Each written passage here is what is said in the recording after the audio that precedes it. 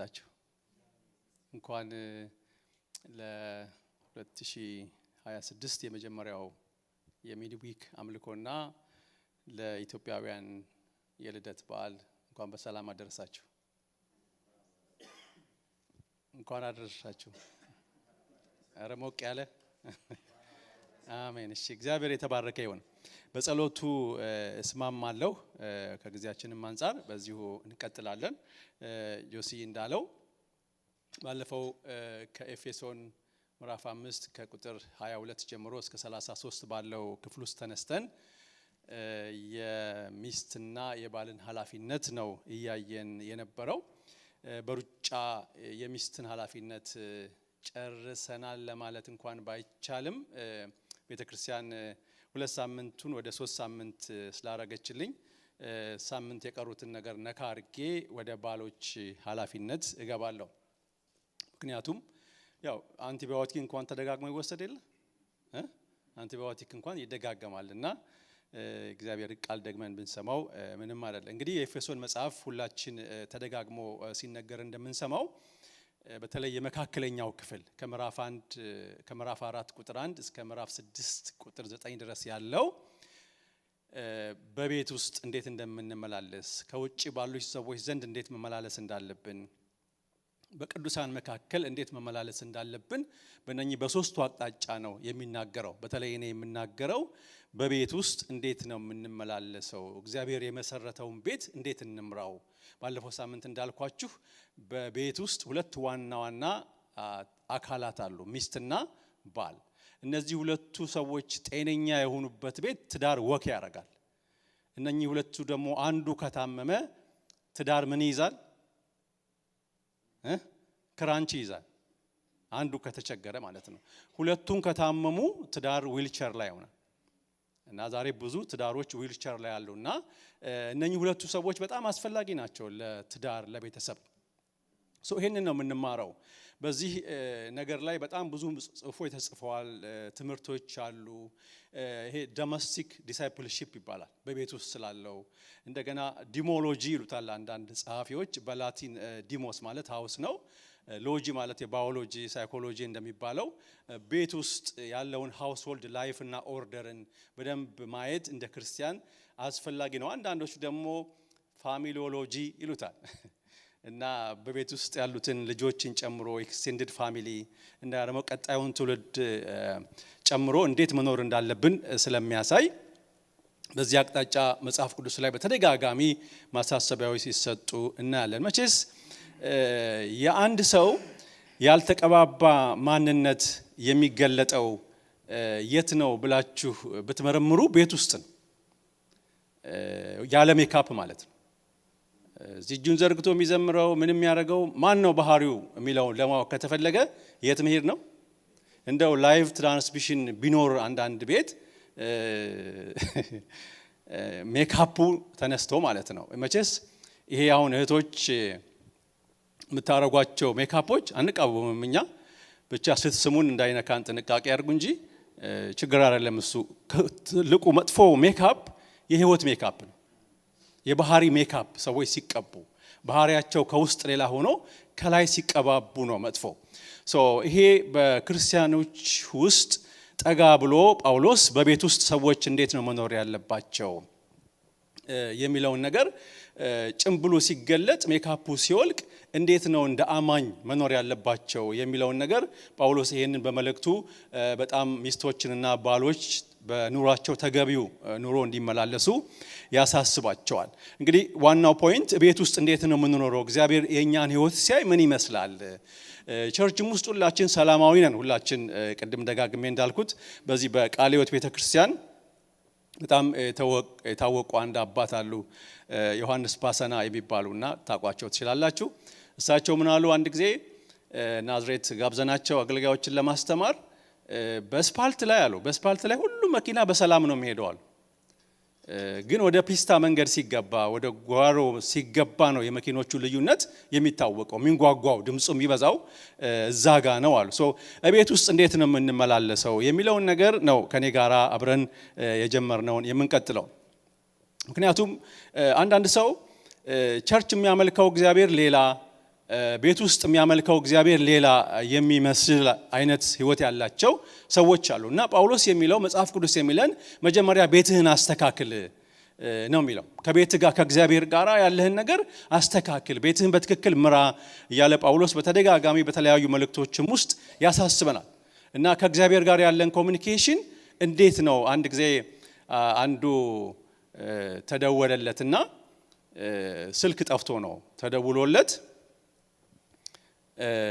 ስልኩን አነሳ እና ስልኩን ካነሳ በኋላ የደወለው ሰው ይሄ ስልክ እኮ የኔ ነው ምናምን ሲለው አሁን ጸሎት ላይ ነኝ አትረብሸኝ አለው ይባላል። እና 21 ቀን ጸሎት ላይ ነኝ አትረብሸው አለ ይባላል። እና ዋናው እግዚአብሔር የሚፈልገው በቤታችን እንዴት እንመላለሰው የሚለውን ነገር ነው።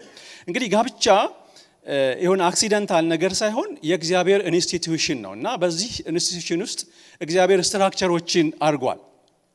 ስትራክቸሩ ቸርማን አለው፣ ቫይስ ቸርማን አለው፣ እንደገና ደግሞ ቦርድ መንበሮች አሉት፣ ልጆች ናቸው ቦርድ መንበሮቹ። እንደገና ክላያንት አለው ይሄ ኢንስቲትዩሽን እና ክላያንቶችን የሚስበው የኛ ኑሮ ነው። ቤተሰቦቻችን፣ ዙሪያችን ያሉት ሰዎችን ኑሯችን ይስባለው አይስብም ወይ የሚለው ነገር በጣም አስፈላጊ ነው።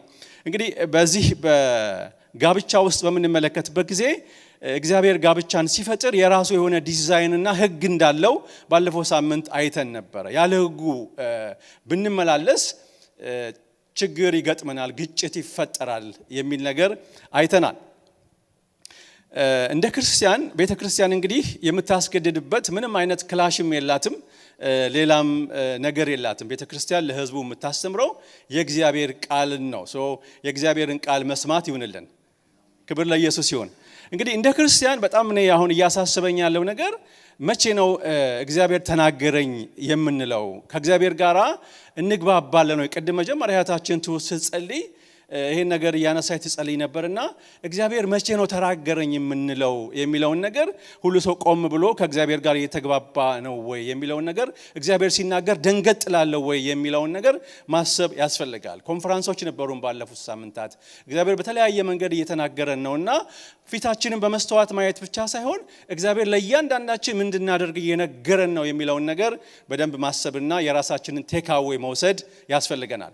እንግዲህ ከኔ ጋር ዛሬ የምንቀጥለው ክርስቶሳዊ ባህል እንዴት ነው መኖር ያለበት፣ አንድ ክርስቶስን የሚያመልክ የሚከተል ባህል በቤት ውስጥ እንዴት ነው መኖር ያለበት የሚለውን ነው። እንግዲህ እግዚአብሔር ሴቶችን አሳድጎ ሚስት ሲያደርግ፣ ወንዶችን ደግሞ አሳድጎ ባል ሲያደርግ ጥሪ ነው። ሚስትነት ጥሪ ነው፣ ባልነት ጥሪ ነው። እንዴት ነው በዚህ ጥሪ መመላለስ ያለብን የሚለውን ነገር ለመመለስ የሚቻለው የዛ ነገር ዓላማ ሲገባን ነው። ጳውሎስ ያመንኩትን አውቃለሁና ለዛ መከፍለውን ዋጋ ሁሉ ከፍላለሁ ብሎ እንደተናገረ ለምንድነው እሱ ወደዚህ ዓላማው ስንገባ፣ ወደ ትዳሩ ስንገባ እግዚአብሔር ከኔ ምን ይፈልጋል ብሎ አላይመንት መስራት አለብን። ሁላችን መኪናችንን ብዙ ጊዜ በየተወሰነ ጊዜ እየወሰድን አላይመንት እናሰራለንና አመለካከታችንም አላይመንቱ አንቴንሽናችን ያገባንበትን ሁኔታ ከእግዚአብሔር ቃል አንፃር አላይመንቱን ማስጠበቅ ይኖርብናል። ያለበለዚያ መኪናችን አላይመንቱ ከተበላሸ ሸክሙ ወደ አንድ ጎማ ላይ እንደሚሆን፣ ነዳጅ እንደሚጨርስ፣ ለአደጋ እንደሚያጋልጠን ሁሉ በትዳሩም ውስጥ ያለው አላይመንት ከተበላሸ፣ ስለ ትዳር ያለን አመለካከት ከተበላሸ ትዳራችንም ህይወታችንም ማህበረሰብም ችግር ውስጥ ይወድቃል። ስለዚህ ያገባንም ሰዎች ለምን ነበር ያገባሁት ብለን ቆም ብለን መጠየቅ አለብን። ልናገባ የምናስብም ሰዎች ለምንድነው ማግባት ያሰብኩት? ጋብቻን ስናስብ ጋብቻ ፐርፐዝ አለው፣ ቤኔፊት አለው እና ቤኔፊት ብቻ አስበን የምናገባ ከሆነ ያ ቤኔፊት የቀረቀን ትዳራችን አደጋ ላይ ይወድቃል። ግን ጋብቻ ፐርፐዝም አለውና እግዚአብሔር ለሆነ ዓላማ ነው እኔና ከሊትን ያጣመረው ብለን የምናስብ ከሆነ ለዛ ዓላማ መኖር ይሆንልና ትዳራችን መጨረሻው ያምራል። በዚህ በኤፌሶን መጽሐፍ ላይ ያለው ምንድነው? እሱ ሚስቶች ሆይ፣ እስቲ ወንዶች ሚስቶች ሆይ በሉ። እስቲ አንዴ በሉ ድጋሚ። አጠራሩ ደስ ይላል ራሱ እና ለጌታ እንደምትገዙ ጥሩ ጥሩ ለሆኑ ባሎቻችሁ ተገዙ ነው የሚለው። ለማን ነው የሚለው? ለባሎቻችሁ ተገዙ። ክርስቶስ ደግሞ ቤተክርስቲያንን እንደራሱ የቤተክርስቲያን ራስ እንደሆነ እርሱም የአካሉን የሚያድን ባል እንደሆነ ባል የሚስት ራስ ነውና ዳሩ ግን ቤተክርስቲያን ለክርስቶስ እንደምትገዛ እንዲሁ ሚስቶች ደግሞ ለባሎቻቸው ይገዙ ካለ በኋላ ባሎች ሆይ ይላል። እስቲ እህቶች ባሎች ሆይ ይበሉ፣ ጮክ በሉና። ዛሬ ለባሎች ነው። ክርስቶስ ደግሞ ቤተክርስቲያንን እንደወደዳት ሚስቶቻችሁን ውደዱ። በውሃ መታጠብና ከቃሉ ጋር አንጽቶ እንዲቀድሳት ስለ እርሷ ራሱን አሳልፎ እንደሰጠ እድፈት ወይም የፊት መጨማደድ ወይም እንዲህ ያለ ነገር ሳይሆንባት ቅድስትና ያለ ነውር ትሆን ዘንድ ክብርት የሆነችውን ቤተክርስቲያን ለራሱ እንዲያቀርብ ፈለገ። እንዲሁም ባሎች ደግሞ እንደገዛ ስጋቸው አድርገው የገዛ ሚስቶቻቸውን ሊወዷቸው ይገባቸዋል። የገዛ ሚስቱን የሚወድ ራሱን ይወዳልና ማንም የገዛ ስጋውን የሚጠላ ከቶ የለምና። ነገር ግን የአካሉ ብልቶች ስለሆንን ክርስቶስ ደግሞ ቤተክርስቲያንን እንዳደረገላት ይመግበዋል፣ ይንከባከበዋል። ስለዚህ ሰው እናትና አባቱን ይተዋል፣ ከሚስቱም ጋር ይተባበራል፣ ሁለቱም አንድ ስጋ ይሆናሉ። ይህ ምስጢር ታላቅ ነው። እኔ ግን ይህንን ስለ ክርስቶስና ስለ ቤተክርስቲያን እላለሁ። ሆኖም እናንተ ደግሞ እያንዳንዱ የገዛ ሚስቱን እንዲህ እንደራሱ አድርጎ ምን ያርጋት? ይውደዳት። ሚስትም ደግሞ ባሏን ትፍራ ይላል። ተጨማሪ ጥቅስ አለኝ ዛሬ አንደኛ ጴጥሮስ ምዕራፍ 3 ቁጥር 7 ላይ ለባሎች ስለሆነ ማለት ነው ዛሬ ትምህርቱ። እንዲሁም እናንተ ባሎች ሆይ ደካማ ፍጥረት ስለሆኑ ከሚስቶቻችሁ ጋር በማስተዋል አብራችሁ ኑሩ፣ ጸሎታችሁ እንዳይከለከል አብረውም ደግሞ የሕይወትን ጸጋ እንደሚወርሱ አድርጋችሁ ምን አድርጋችሁ አክብሯቸው ብሎ ይናገራል ሐዋርያው ጴጥሮስ። እንግዲህ ስለ ሚስቶች ባለፈው ሳምንት እንዳየነው ለአንድ ትዳር ሰስቴን ማድረግ የሚስት ድርሻ በጣም ከፍተኛ ነው። የእናቶቻችንን ሕይወት ስናይ በዚህም ዘመን ያሉ ትዳሮችን ስናይ በአብዛኛው ትዳር የቆመው በወንዶች ጥንቃቄ በወንዶች ብልሃት ሳይሆን በሴቶች ትዕግስተኝነት እንደሆነ ምንም ባህላዊ እንትንም አይደለም። አንዳንድ ጥናቶችን እያየው ነበረ። በዚህ በካሊፎርኒያ ያለ አንድ ባርክሌ ዩኒቨርሲቲ እንዲሁም ደግሞ በዚህ በቺካጎ ያለ ኖርዝ ዌስት ዩኒቨርሲቲ ላይ የተደረጉ ጥናቶችን እያየው ነበርና ይሄ በጥናትም የተረጋገጠ ነው።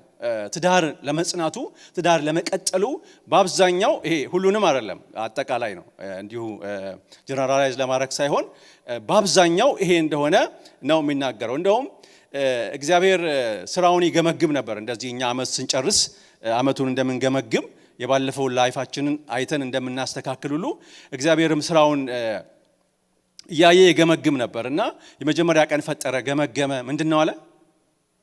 መልካም ነው አለ። ሁለተኛውም አለ፣ ሶስተኛውም አለ፣ አምስተኛው ቀን ላይ ደረሰና መልካም ነው አለ። ከዛ ስንተኛው ቀን ደረሰ? ይሄ በር ክፍት ነው አይደል ጆሲ? እሺ ሌላ ቸርች ቢሆን እሺ።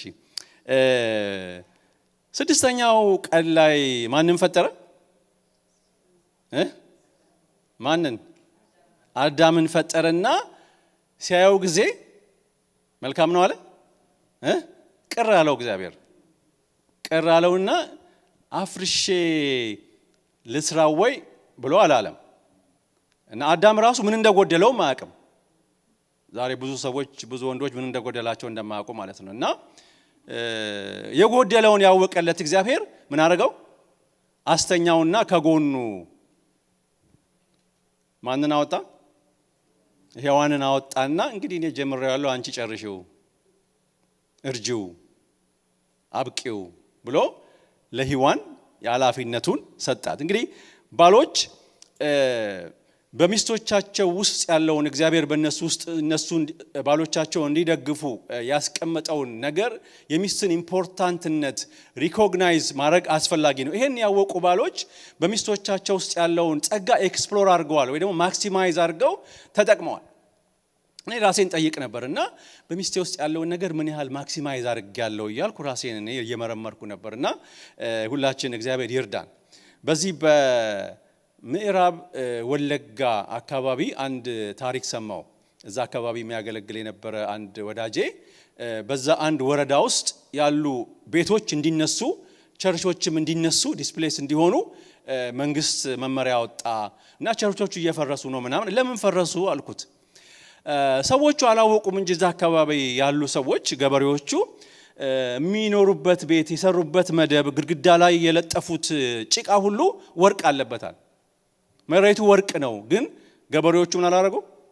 አላወቁም እና ወርቅ እየረገጡ ነው የሚሄዱት። እነሱ ድሃዎች ናቸው። ወርቅ እየረገጡ ነው የሚሄዱት፣ ልብሳቸው የተቀዳደደ ነው። ወርቅ እየረገጡ ነው፣ ወርቅ ላይ ነው ያሉት፣ ግን መደብ ላይ ነው የሚተኙት። በኋላ ያንን እንዳለ ያወቁ ሰዎች ገበሬዎቹን ከዛ ጋር አስነሱና ያንን ተጠቀሙና አብረውም ባሉ ሴቶች ውስጥ ሚስቶቻችን ውስጥ በቅዱሳን ውስጥ ያለውን ጸጋ አውቀን መጠቀም ከቻልን መቼስ ትዳር በጣም ይራመዳል። ሜታፎሮችን ባለፈው ሳምንት እያነሳው ነበረ። ሴት ለህብረተሰብም ሆነ ለቤተሰብ ግሉ ነች፣ ማጣበቂያ ነች፣ ማያያዣ ነች። እንድታያይዝ አድርጎ ነው እግዚአብሔር የሰራት የሚል ነገር አንስቼ ነበርና ያላነሳሁት ምንድነው እሱ ያላገባ ሰው የትኛውን ግሉ ነው የምጠቀመው ነው ማለት ያለበት። የፕላስቲክ ነው የብረት ነው ምናምን። መጀመሪያ ግሉን ሲመርጥ መጠንቀቅ አለበት። አንቺም በሃይማኖትሽ እኔም በሃይማኖቴ የሚለው እኛ ጋር ይሰራል። እሱ ቴዲ ጋር ነው የሚሰራው፣ እኛ ጋር አይሰራምና የትኛውን ግሉ ነው የምመርጠው የሚለው ነገር የመጀመሪያ ነው። ያገባን ሰዎች ደግሞ ግሉን እንዳናስነፍስበት ግሉ በደንብ እንዲይዝ ጥንቃቄ ይፈልጋልና ስናገባቸው ክሬቲቭ የሆኑ በጣም ቢዩቲፉል የሆኑ ሚስቶችን አግብተን አሁን ምን ላይ ነው ያሉት? እያማረባቸው ነው ሄደው ወይስ እየነፈሰባቸው ነው የሚለው ያገባን ሰዎች ቆም ብለን ራሳችንን መጠየቅ ይኖርብናል።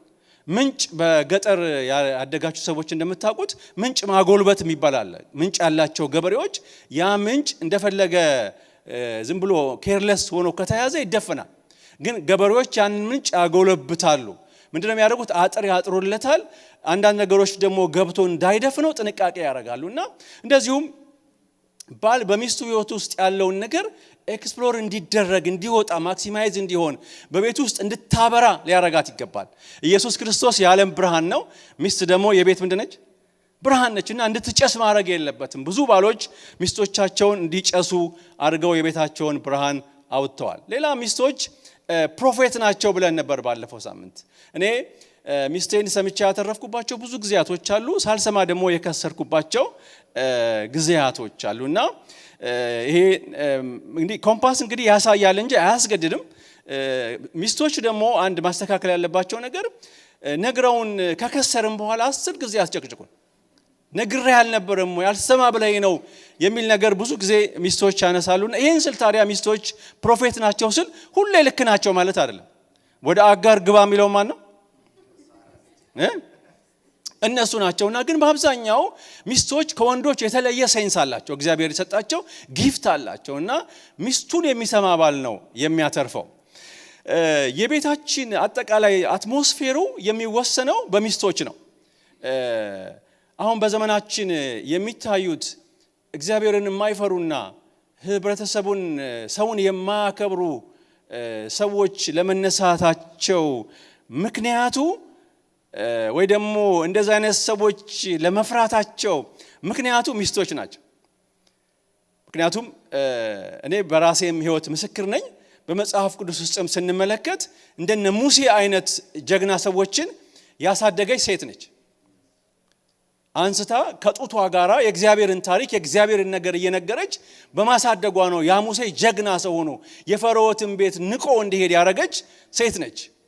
የእግዚአብሔር ሰው ሐዋርያው ጳውሎስም ሲናገር ያ ታማኝ የተባለው ግብዝ ያልሆነው የሰውን እንጂ የራሱን የማይፈልገውን ጢሞቴዎስን ማን ነው እንደዛ ያበቃው? ማን ነው ያሳደገው ብለን መጽሐፍ ቅዱስን ስንመረምር እዛጋ ከእናትህና ከማይላ ከሴት አያትህ ነው።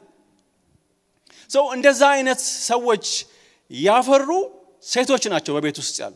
ስለዚህ ልጅን እግዚአብሔርን እንዲፈራና ሰውን እንዲያከብር አድርጎ የባልን ክህነት እናምናለን። ስለ ባል ፕሪስትነት በኋላ እናያለን። ግን ቢሆንም የሴቶች ሚና የሚተካ አይደለም። ልጆችን እግዚአብሔርን በመፍራት እንዲያሳድጉ እንደውም እንትኖች አንድ አባባል አላቸው። ምንድናቸው? ካቶሊኮች ልጅህን ከእናቱ ወስደህ እኮ ነው አይደል?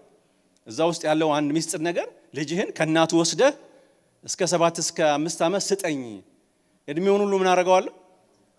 ሰው የት እንደሚሰራና ማን እንደሚሰራ ገብቷቸዋል። ልጁን ከእናቱ ለየው፣ ከዛ በኋላ እኔ እንደምፈልገው አድርጌ ሼፕ አደርገዋለሁ ነው።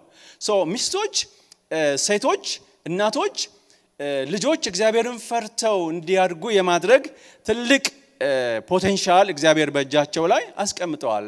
እንግዲህ ለሚስቶች አንድ የተባለ ትልቅ ነገር ሚስቶች ለባሎቻቸው ይገዙ የሚለውን በዚህ ዘመን በጣም ሚስአንደርስቱድ ተደርጓል ብያችሁ ነበር ባለፈው ሳምንትና አሁን የክርስቶስን ልደት ያከበርን ነው አይደል?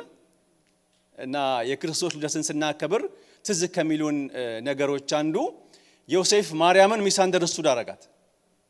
ያረገዘችውን አየና ሚስአንደርስቱድ አርጓ ሲሸሻት ቅዱስ ገብርኤል መጣና ምን አረገው? መለሰው ይላል መጽሐፍ ቅዱስ ሲናገርና ሚስአንደርስቱድ አርገው ሰዎች እየሸሹት ካሉት ነገሮች አንዱ ሚስቶች ለባሎቻቸው ይገዙ የሚለውን ነገር ነው። ሚስትን ባሏን ትፍራ ታክብር በንግግር ጨምሮ ሲል በሚስት አንደበት ላይ እግዚአብሔር ያስቀመጠው ትልቅ ነገር አለ። ሞትና ሕይወት በምላስ እጅ ነው እንደሚለው ሁሉ ሚስቶች በተገቢው መንገድ ከተጠቀሙበት ባሎቻቸውን ያበረታታሉ፣ ደግሞ በአዘሮ ከተጠቀሙበት ዳሜጅ ያረጋሉ። እንግዲህ ይሄን መዝለይ ይኖርብኛል ከጊዜያችን አንፃር እግዚአብሔር ሚስትን ለባል ተገዢ ሲል ባል ጥሩ ስለሆነ ሳይሆን የተሰጠነው ለፍቶ ያገኘው ነገር አይደለም። ባልን የምናከብረው ባል ስለሚመች ጥሩ ስለሆነ አይደለም። ባልን አለማክበር ማለት ማንንም አለማክበር ነው። እዚህ ጋር አንድ በጣም ሀርት ብሬኪንግ የሆነ አንድ ዜና ሰማው። ምናልባት ከዚህ ጋር ይሄዳል። አንድ ከልጅነቱ ጀምሮ ማቀው ከኢትዮጵያ የወጡ ቤተሰቦች ነበሩና የሁለተኛ ዓመት ተማሪ እያለ ሪትሪት ሄዶ ከጓደኞቹ ጋር ባሉበት ሁኔታ ውስጥ አጥር ያዘ እና አጥሩ ከትልቅ ቮልቴጅ ፓወር ጋር የተገናኘ ነበር እና ያ ልጅ እዛ ሪትሪት በወጣበት ቦታ እንደሞተ በጣም አስደንጋጭ ዜና ሰማው። በጣም የሚያስደነግጥ ዜና ነው እና ብዙ ጊዜ የምንሸወደው በቤተ ክርስቲያንም ውስጥ በቤተሰቡም ውስጥ ከጀርባ ያለውን ፓወር አንረዳም። ኮኔክትድ ያደርግ አሁን ባል አመፀኛ ሊሆን ይችላል፣ ያልተማረ ሊሆን ይችላል፣ በደሞዝ ከሚስት ሊያንስ ይችላል። ግን ሚስት ባልን የምታከብረው ስለማንነቱ ሳይሆን እሱን የሾመው እግዚአብሔር አለ። የቤት ራስ አድርጎ የሾመው እግዚአብሔር አለ። እሱን አለማክበር ማለት ማንን አለማክበር ነው? እግዚአብሔርን መናቅ ነው። ከእግዚአብሔር ከኋላው ካለው ልጁ ማንኛውም አጥር መስሎት ነው አጥሩን የያዘው። ስለዚህ ያ ጉዳት የደረሰበት መጽሐፍ ቅዱስ ላይም ኃይል የቱ ጋር እንዳለ ስልጣን የቱ ጋር እንዳለ ያልገባቸው በጣም ብዙ ሰዎችን ነው የሚያስተምረን። ለምሳሌ አንዱን ብቻ ላንሳ። በዘኍልቍ ምዕራፍ 12 ላይ ማርያምና አሮን የተባሉ የእግዚአብሔር ሰዎች የሙሴ የስልጣኑ ሶርስ የቱ ጋር እንደነበረ አልገባቸውም ነበር እና ሙሴን እንዲንቁ የሚያረጋቸው የተለያዩ ምክንያቶች አሉ። አንደኛ ኢትዮጵያዊቷን አግብቷል፣ አካሄዱ ልክ አይደለም። ሁለተኛ ታናሻቸው ነው። ሌላውም ደግሞ እነሱም እኛም እያገለግልን ነው፣ እኛም ትንቢት እኮ እየተናገርን ነው የሚል ነገር ነበራቸውና ከነዚህ ነገሮች የተነሳ ሙሴን ሲንቁት እናያለን። ያኔ እግዚአብሔር ተቆጣና ጥሏቸው ሄደ፣ በለምጽ መታቸው ብሎ መጽሐፍ ቅዱስ ይነግረናል። ሚስት ባልን ናቀች ማለት ቤተክርስቲያን ያለን ሰዎች መሪዎችን ናቀን ማለት በዛ ቦታ ላይ ማንን እንደምንዳፈር ማወቅ ይኖርብናል። እንግዲህ የባል ኃላፊነትን በምንመለከትበት ጊዜ አንዳንድ ኢንተርቼንጅብሊ የምንጠቀምባቸው ግን ልዩነት ያላቸው ቃላቶች አሉ። ለምሳሌ ሃውስ እና ሆምን አንዳንዴ የቀያየርን እንጠቀምባቸዋለን። ልክ እንደዚሁ ሜል እና ሜንን የቀያየርን እንጠቀማለን። ግን ሁለቱ የተለያዩ ነገሮች ናቸው። ሁሉም ሜኖች ሜል ናቸው፣ ግን ሁሉም ሜሎች ሜን አይደሉም። ወንድ ሁሉ ምን አይደለም ባል ሊሆን አይችልም። ለባልነት የሚያስፈልግ ክራይቴሪያ አለ። እንግዲህ አሁን ምንድነው የምንማረው? ሜሎችን እንዴት ነው ሜን የምናረገው? ሜኖች በትክክል የባልነት ካራክተር ካላቸው የሃውስ ቦንድ ይሆናሉ፣ ሃውሱን ያያይዛሉ። ያለበለዚያ ደግሞ የሃውስ ቦምብ ይሆናሉ። እና እንዴት ነው ባሎችን የምናቀናው የምናስተካክለው የሚለው ነገር ነው። እንግዲህ ሚስቶችና እግዚአብሔር በባሎች ላይ ሊያዋቸው የሚገቡ ባህሪያቶች 3 ባህሪያቶች አሉ። ከሶስቱ ምናልባት ዛሬ ከቻልን ሁለቱን ለማየት እንሞክራለን። እግዚአብሔርና ሚስቶች እግዚአብሔርን ከሚፈራ ትክክለኛ ከሆነ ባል ሊታዩ የሚገቡ ባህሪያቶች አሉ። 3L ወይ ደግሞ 3M ብያቸዋለሁ እኔ። የመጀመሪያው ሊቪንግ ሃዝባንድ፣ አብሮ የሚኖር ሃዝባንድ ላቪንግ ሃዝባንድ እና ሊደር ሃዝባንድ የሚል ርዕስ ሰጥቻቸዋለሁ። የመጀመሪያው ትእዛዝ ለባል የተሰጠው ትእዛዝ እግዚአብሔር ሰውን ከፈጠረ በኋላ ቀዳሚው ትእዛዝ ምንድነው? ጳውሎስም በቅድም ባነበብኩላችሁ ክፍል ላይ የተናገረው ሰው ማን ይተዋል? እናቱና አባቱን ይተዋል፣ ከሚስቱም ጋር ይተባበራል፣ ይጠብቃል ብሎ ጳውሎስ ይሄን ነገር እዛ ጋር መቼስ እህቶቹንም ቢጨምርበት ጥሩ ነበር፣ ግን ያው እናትየው ስላለች ብሎ ሊሆን ይችላል። ሰው እናትና አባቱን መተው ያለበት ለምንድን ነው? ከሚስቱ ጋር መሆን ስላለበት ነው። አንድ ሰው በስሏል የሚባለው እናትና አባቱን መተው በቻለ መጠን ነው። አንድ ባል ብቁ ነው የሚባለው መተው ያለበትን ትቶ ወደ ሚስቱ ጋር መሆን ሲችል፣ ከሚስቱ ጋር መተባበር ሲችል፣ ከሚስቱ ጋር በማስተዋል መኖር ሲችል ነው። መጽሐፍ ቅዱስ እንደሚነግረን አብርሃም ልጁ ይስሐቅ ጡት ባስጣለ ጊዜ፣ በበሰለለት ጊዜ፣ ባደገለት ጊዜ፣ ከናቱ ጥገኝነት በወጣ ጊዜ ደስ አለው ብሎ መጽሐፍ ቅዱስ ይነግረናል። ሰው ሚስቶች አንድ የሚፈልጉት ነገር ምንድነው? እሱ እግዚአብሔርም የሚያዘው ነገር ምንድነው? እሱ ጳውሎስ ጴጥሮስም የሚያዙት ነገር ምንድነው? እሱ ባል ፕሬዘንስ መሆን አለበት፣ ከሚስቱ ጋር አብሮ መኖር አለበት። ሚስቶች አቴንሽን ይፈልጋሉ፣ ፕሬዘንስ ይፈልጋሉ ከፕሮቪዥን በላይ። የተለያዩ እንግዲህ በቤተ ክርስቲያን ውስጥ በቆየንባቸው ጊዜያቶች ውስጥ የምናውቃቸው ብዙ አይነት የጋብቻ ታሪኮች አሉ። አንድ በዲቮርስ ኢንድ ያረገ ዲቮርስ ስናነጋግራቸው ባልየው ምንድን ነበር የሚለው? የሚያስፈልጋትን እያቀረብኩላት ነው፣ በኩንታል በኩንታል ቅቤውም በእንትን ዘይቱም በእንትን እያቀረብኩላት ነው። ምንድነው የምትፈልገዋል? ግን ሚስት የምትፈልገው እግዚአብሔርም ደግሞ ባልን አርግ እያለ ያለው ለሚስት አቴንሽን ስጥ፣ ከሚስት ጋር አብረሁን እያለ ነው ያለው። እንግዲህ ባሎቹን አብራችሁ ሁኑ ብቻ ሳይሆን የሚለው በማስተዋል አብራችሁ ኑሩ። ባሎች ሆይ ይልና ደካማ ፍጥረት ስለሆኑ ከሚስቶቻችሁ ጋር በማስተዋል አብራችሁ ኑሩ እያለ ባሎች ከሚስቶች ጋር አብረው መሆን እንዳለባቸው ጌታችን ኢየሱስ ክርስቶስ የመልካም ባል የሆነው ሙሽራው እኔ ስትነቃቁ ብቻ ከእናንተ ጋር ሆናለሁ ሳይሆን ያለው እስከ ዓለም ፍጻሜ ድረስ ከእናንተ ጋር ሆናለሁ እንዳለ ሁሉ ባሎችም ከሚስቶች ጋር መሆን አለባቸው። ቪዚቲንግ ሃዝባንድ መሆን የለባቸውም። እና ይሄ በጣም በትዳር ውስጥ የመጀመሪያውና ኢምፖርታንት ነገር ሚስቶች የሚፈልጉት ነገር ነው። ማይንድፉል ሆነው በማስተዋል ከሚስቶቻቸው ጋር እንዲኖሩ እግዚአብሔርም አዟል፣ ሚስቶችም ይፈልጋሉ። እንግዲህ እንደ ባል እንደ ወንድ መጀመሪያ አስፈላጊው ነገር ብዬ የማምነው እኔ ከሚስት ጋር በማስተዋል አብሮ ከመሆንም የሚቀድመው ከራስ ጋራም ቀልብን ሰብስቦ ከራስ ጋር መስማማት አስፈላጊ ይመስለኛል። በዚህ ዘመን በተለይ ብዙ ስትረስ የበዛበት ብዙ ቻሌንጅ ስትራግል ስላለ ብዙ ሰዎች ማይንድፉል ወይ ደግሞ በማስተዋል ለመሆን ብዙ ዲስትራክሽኖችን እናያለን። እንደውም አንድ አባባል አለ አይደለ?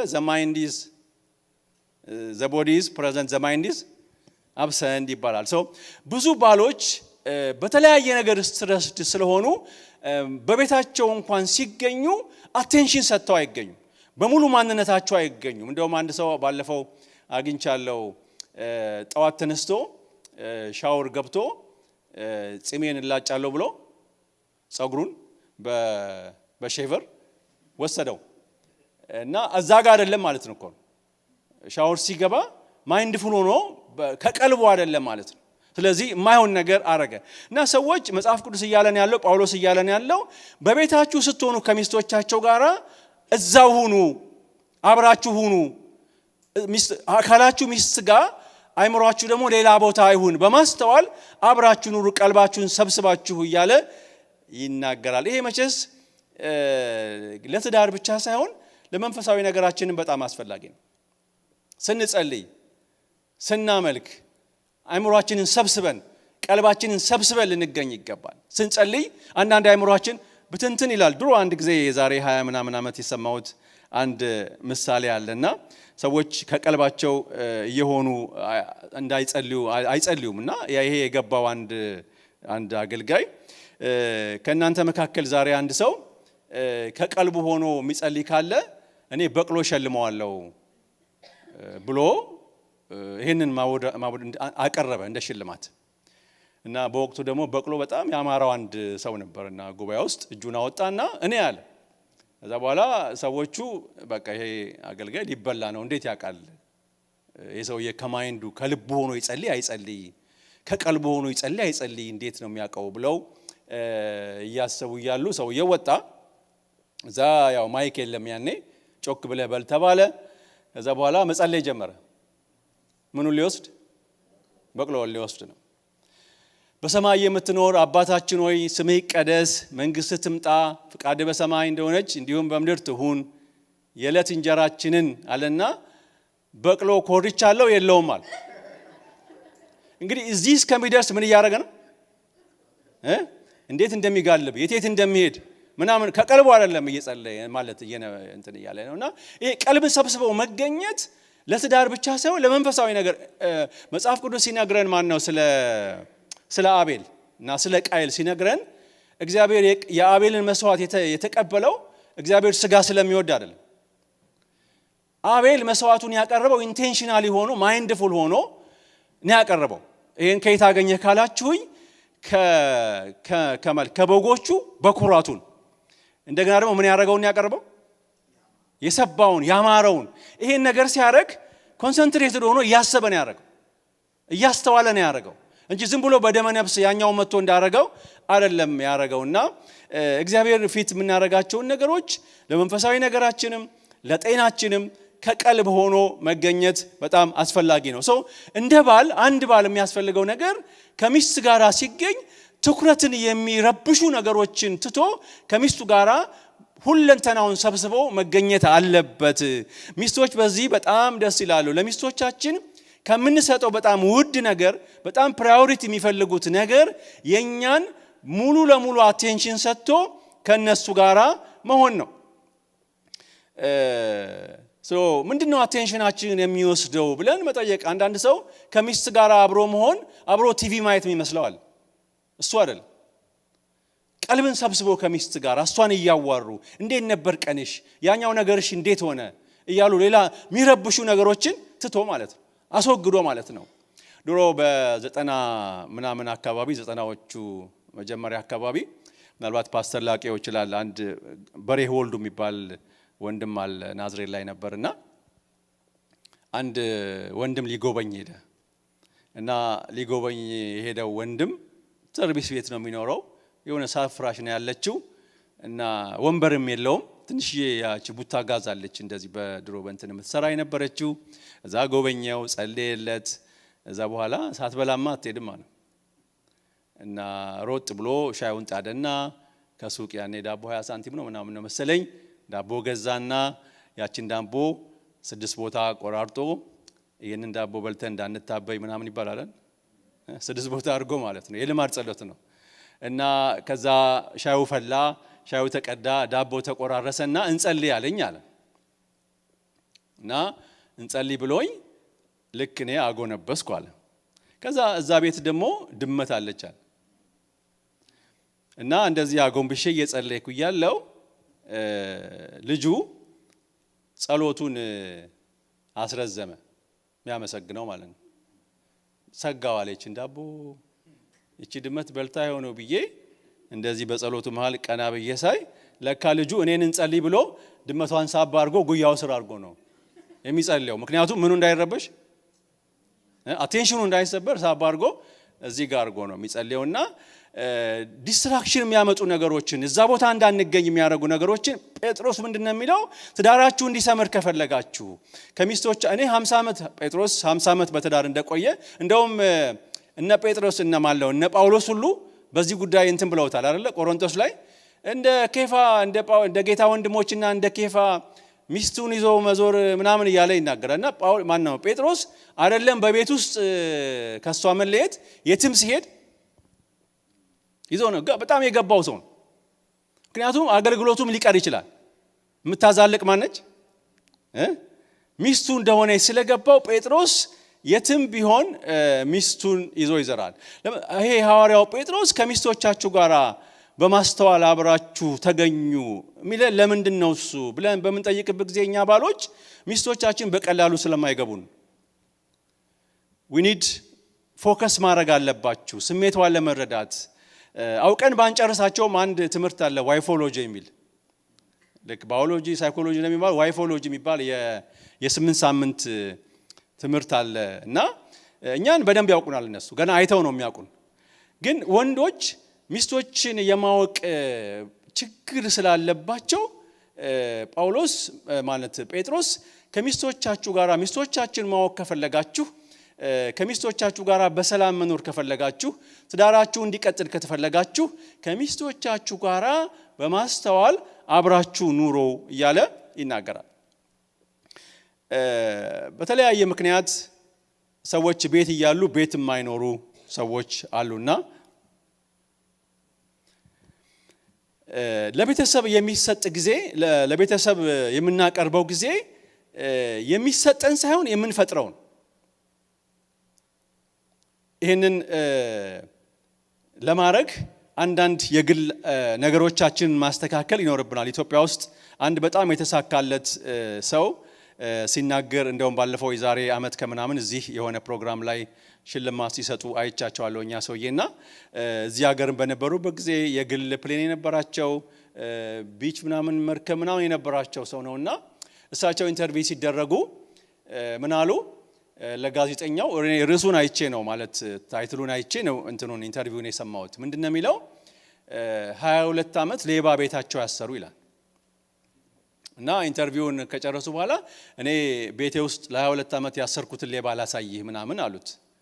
ምን አይነት ሰው ናቸው? ፍርድ ቤት ቤታቸው አለ እንዴ ምናምን ብለ እኔ ስከታተል መጨረሻውን ለካ ቴሌቪዥን 22 አመት አልተከፈተም ያ ቴሌቪዥን እና ጊዜን የሚሰርቅ አይምሮን የሚበታትነው ይሄንን ለ22 አመት አንዳንድ ሰው መኝታ ቤቱም ራሱ ቲቪ ያለው አይደል? መኝታ ቤት ራሱ ቲቪ ያላቸው ሰዎች አሉ። እግዚአብሔር ማስተዋል ይስጣቸው።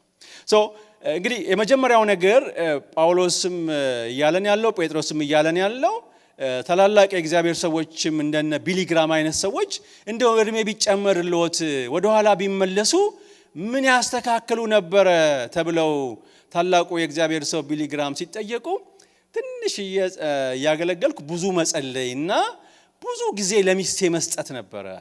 እድሜ ቢሰጠኝ ልጅነቴ ተመልሶ ቢመጣ ማስተካከለው ነገር ቢኖር ከሚስቴ ጋራ አብሮ ጊዜ ማሳለፍ ነው ብለው ተናገሩኛ ሰው። እንግዲህኛ እንደ ቢሊ ግራም 90 አመት አልሞላንም አይደል? 80 ምናምን አልሞላንም፣ እድሜ ገና አለን። ስለዚህ መጨረሻ ሄደን እንትን ከምን አትሊስት ከዚህ በኋላ ከሚስቶቻችን ጋር እንዴት ነው በማስተዋል የምንኖረው የሚለውን ነገር እንደ ባል ልናስብ ይገባልና እግዚአብሔርም ሚስቶቻችንም ይሄን ይፈልጋሉ። ለምንድነው እሱ አብሮነት ለምን ያስፈልጋል ብለን ስንጠይቅ አንደኛው አብሮነት የሚያስፈልገው ኢቫሉዌት ለማድረግ ነው። ሰው አብሮ ሲኖር ትዳሩን ኢቫሉዌት ያደርጋል። ይሄ ኢቫሉዌሽን ለአገልግሎትም ለህይወትም ያስፈልጋል። ለትዳር ብቻ ሳይሆን አይደለም። እኛ እነ ጳውሎስ እንኳን ካገለገሉ በኋላ መለስ ብለው ሰብሰብ ብለው እስቲ ገምግሙን አሉ ሐዋርያቱ። እስቲ ገምግሙን፣ እንዴት ነው አካሄዳችን፣ መርምሩን፣ ኢቫሉዌት አድርጉን አሉ። ግን እንደነ ሳምሶን አይነት ሰዎች ራሳቸውን ኢቫሉዌት የማያደርጉ እግዚአብሔር እንኳን ተለይቷቸው ያላወቁ ሰዎችን ደግሞ በተጻራሪ መልኩ እናነባለን። ትዳር ይገመገማል፣ ትዳር ይላላል እና የገመገመ ሰው ሲላላ አይቶ ያጠብቀዋል። ሁላችን የምናውቀው አንድ ታሪክ አለ። በዚህ በነገሥት መጽሐፍ ውስጥ የነቢያት ልጆች ዛፍ ሊቆርጡ ሄደው እየቆረጡ እያሉ ያንደኛው መጥረቢያ ምን ሆነበት? ወደቀና ውሃ ውስጥ ወደቀበት እና ጮኸ። የሰው ነው የተዋስኩት ነው ወዮ ብሎ ጮኸ ይላል። እንግዲህ ይሄ መጥረቢያ ባንዴ አይደለም የወደቀው። የተወሰነ ዛፍ ከቆረጠ በኋላ ቼክ ቢያደርገው ኖሮ መላላቱን ያቅ ነበር ሰውየው እና ምን ያደርገው ነበር? ያጠብቀው ነበር፣ አይወድቅበትም ነበር። እና ትዳር ኢቫሉዌት ይደረጋል። ቆም ተብሎ እንዴት ነው ይሄርኩ ያለውት የሚል ነገር እያንዳንዱ ሰው መጠየቅ ይኖርበታል። ሁላችን ኢትዮጵያ ሆነን የምንመኘው እንደሱ ባረገን ምናምን የምንላቸው አገልጋዮች መካከል አንዱ ቤኒን ነው አይደል? ቤኒን ትዳሩን ኢቫሉዌት አያደርግም። ትዳሩ ዳሽቦርዱ እያበራ ዝም ብሎ ያገለግላል እሱ። እና አንድ ቀን ሚስቱ የዲቮርስ ወረቀት ቢሮ አመጣችለት። ትዳርን ኢቫሉዌት ማድረግ፣ ትዳር ሲጨነቅ መስማት ያስፈልጋል። ያቺ ነገሥት መጽሐፍ ላይ ያሉ ሁለት ሴቶች ተኛችበት ልጇ አይደል? ልጁ መቼ ዝም ብሎ አልሞተም። ተጨንቋል አልቅሷል ባለው አቅም ግን ልሰማው አልቻለችምና እንደዚህ አይነት ቆም ያሉ ሰዎች የነቁ ሰዎች ያተርፋሉ ግን ዝም ካልነው ትዳር ይበላሻል ትዳር ያድጋል ይታመማል ካከምነው ይታከማል ካልታከምነው ደግሞ ይሞታል እንግዲህ አብሮነት ለምንድነው የሚያስፈልገው የሚለውን ነገር በመናስብበት ጊዜ ትዳርን ለመገምገም ያስፈልጋል ለዚህ ነው ብዙ ሰዎች በኮቪድ ጊዜ ብዙ ዲቮርስ የተፈጠረው ምክንያቱም ሰዎች ትዳራቸውን የሚገመግሙበት አብረው የሚያሳልፉበት ጊዜ አልነበራቸውምና ኮቪድ የሚባል ነገር መጣና አንድ ላይ አንድ ቤት አስቀመጣቸው ሁለት የማይተዋወቁ ሰዎች ሁለት ተነጋግረው የማያውቁ ሰዎች ጠዋትና ማታ የማይገናኙ ሰዎች አንድ ቤት በተቀመጡ ጊዜ በጣም አለመግባባት ተፈጠረ እና ትዳር ሲፈርስ ታይቷል በዛ ጊዜ እንግዲህ አንዱ የሚያስፈልገን ነገር ለትዳራችን በጣም ኢምፖርታንት ነገር አብሮ መሆን አብሮ ማሳለፍ አብሮ በማስተዋል መሆን ለምን ትዳርም ለማድረግ ለመገምገም የሚለውን ነገር እናያለን እንግዲህ ትዳርን በመንገምገምበት ጊዜ አንዱ መጠንቀቅ ያለብን ነገር 5 ደቂቃ ተናግሬ ጨርሳለሁ ትዳር መገምገም አለበት ይላላል ተባብለናል ትዳርን በመንገምገምበት ጊዜ ልንጠቀምባቸው የሚገቡ ስኪሎች አሉ ኢቫሉዌት ስናደርግ የመጀመሪያው ወቅቱን ጠብቆ ማድረግ ያስፈልጋል መቼ ነው ማረጋው ትዳሬን መገመግመው የውጭ ሰው ሳይገባ እኔ በራሴ ትዳሬ እንዴት ነው ማክመው ብሎ ሰው መጠየቅ አለበት ሌላው ስኪል የሚያስፈልገው ምንድነው እሱ የትዳር ጓደኛዬን ከመገምገም በፊት እኔ እንዴት ነኝ እኔ ምን ያረኩ ነው ብሎ ሰው መጠየቅ አለበት የኔ አካሄድ እንዴት ነው በትዳሬ ውስጥ አንድ ጊዜ የኔ ሁለተኛው ልጅ ጻን ይያለ ምናልባት 4 አመት ምናምን ሊሆን ይችላልና ግቢ ውስጥ ኳስ እየተጫወትን ጨርቅ ኳስ አንድ እንዲያገባብኝ አረኩት ጎል ከዛ በኋላ እኔ አከታተልኩና 3 አገባውበት ከዛ ቆይ ታይሞት አለ እኔ ደግሞ ወይ ሽንት ቤት ሊሄድ ምናምን መስሎኛል እዛ ተጠብቀው ሄደና ጎሎቹን ዘጋቸው ጎሉና ጎል ሰርተን ነበር የምንጫወተውና ጎሎቹን አመጣና ምን አርጋቸው ዘጋና እስቲ አግባለኝ ደፈነው ጉርጓ የሱን ጎል የሚጠቃበትን መንገድ ደፈነና ከዛ በኋላ እንጫወታለን በትዳርም ውስጥ እኔ የቱ ጋር ነው እየተጎዳው ያለው የቱ ጋር ነው እየተቆጠረብኝ ያለው የኔ ድካም ምንድነው ብሎ ሰው መጠየቅ አለበትና ስንገማገም የሌላውን ድካም ለማየት ብቻ ሳይሆን የኔስ ድካም ምንድነው ብሎ ሰው መጠየቅ ይኖርበታል በመንገማገምበት ጊዜ ትዳርን ኢቫሉዌት በመናደርግበት ጊዜ ሁሌ ለማሸነፍ አይሆን ለመሸነፍም ለማመንን መዘጋጀት ይኖርብናል ትዳርን በመንገምገምበት ጊዜ ሁሌ ከክፉ አለመጀመር ነው ከጉድለት አለመጀመር ነው እንጀራው እንኳን መላቀጡ ቢያጣ ወጡን አድንቆ መጀመር ያስፈልጋል ከጥሩ ነገር የማይጀምር ሰይጣን ብቻ ነው የጎደለውን ነገር ብቻ የሚያይ ሰይጣን ብቻ ነው ስንገመግም ከትዳር ጓደኞቻችን ጥሩን ነገር አይተን አድንቀን ነው መጀመር ያለብን ጴጥሮስ ከሚስቶቻችሁ ጋራ በማስተዋል አብራችሁ ኑሩ ይላልና የመጀመሪያው እግዚአብሔርም የሚያዘን ለባሎች ሚስቶችም ከኛ የሚፈልጉት ነገር ምንድነው እሱ ገንዘብ አይደለም ጤፍ አይደለም ቅቤም አይደለም ማንን ነው ባሏን ነው የምትፈልገው ሰው እናትና አባቱን እህቶቹንም እናቱን አክብር እህቶቹን ተጠንቀቂ ይባላል አይደል በትዳር ውስጥ እና አብሮነት በጣም ኢምፖርታንት ነው ምናልባት ከጊዜያችን አንፃር ስንት ሰዓት መሄድ ይችላል ፓስተር ካሩብ ሆኗል እሺ ሰዓት ስለሄደ እዚሁ ጋር እናበቃለን ምናልባት የሚቀጥለው ሳምንት ፈጠን ብዬ ለመጨረስ እሞክራለሁ የሰማነውን እግዚአብሔር ይባርክልን አሜን እንጸልይና እንጨርስ